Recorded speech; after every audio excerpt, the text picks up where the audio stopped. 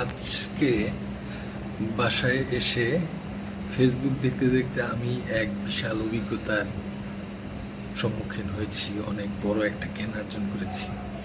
চিন্তা করলাম যে এই বিষয়টা যদি আপনাদের সাথে শেয়ার করি তাহলে আপনারাও আমার মতো উপকৃত হবেন।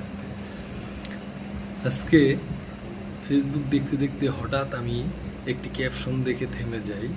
সেটা হচ্ছে, একদম ঘরে বসে ফেসবুক আইডির মাধ্যমে মাসে 40 থেকে 50,000 এমনকি কয়েক লক্ষ ডলার পর্যন্ত আয় করতে পারবেন।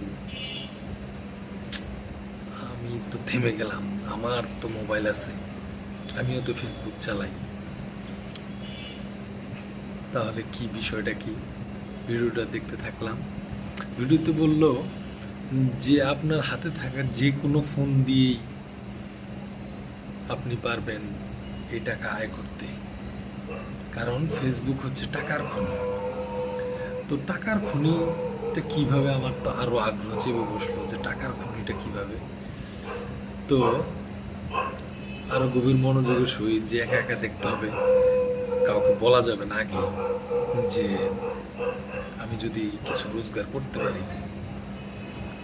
তো আমি মনোযোগ দিয়ে দেখলাম যে বলতেছে যে টাকার খনি এই জন্য যে $1 সমান 121 টাকা। আমি তো এই বিষয়টা জানতাম না যে $1 সমান 121 টাকা। যাই হোক, তারপর ভিডিওটা দেখতে লাগলাম যে কি আপনি আপনার ছবি কিংবা যে কোনো ভিডিও দিলেই নাকি টাকা। আমি তো কত ছবি উঠাই। তো যাক, বিষয়টা আমার সাথে মিলে গেল যে আমিও টাকা রোজগার করতে পারবো। তো দেখতে দেখতে জানতে পারলাম সে বলতেছে যে আপনাকে একটি পেজ খুলতে হবে অথবা আপনার প্রোফাইল থেকে হলেও হবে। আমার তো পেজও আছে, প্রোফাইলও আছে। যাক, আমার সাথে মিলে গেল, ব্যাপারটা খুব জমজমাট হচ্ছে। তখন আমি বুঝতে পারলাম যে সে একটা জিনিসের উপর জোর দিল যে আমাকে মনিটাইজেশন পেতে হবে। তো মনিটাইজেশন কিভাবে পাবো? মনিটাইজেশন একটি গুরুত্বপূর্ণ বিষয়। ডলার আয়ের জন্য একটি সুস্থ ফেসবুক পেজ লাগবে এবং সেইখানে তবেই মনিটাইজেশন পাওয়া যাবে। আরে বিষয়টা তো আরও জটিল হয়ে যাচ্ছে। তো আমি আরও আকর্ষণের সহিত দেখতে লাগলাম। এর মধ্যেই একটা বিজ্ঞাপন এসে আমার আকর্ষণটাকে কমিয়ে দিল।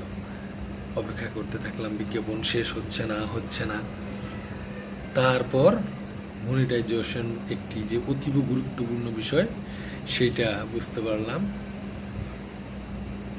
এখন এই মনিটাইজেশন সম্পর্কে আমাকে আরও জানতে হলে যে কোনো একজন কন্টেন্ট ক্রিয়েটরের কাছ থেকে একটা কোর্স করে নেওয়া লাগতে পারে।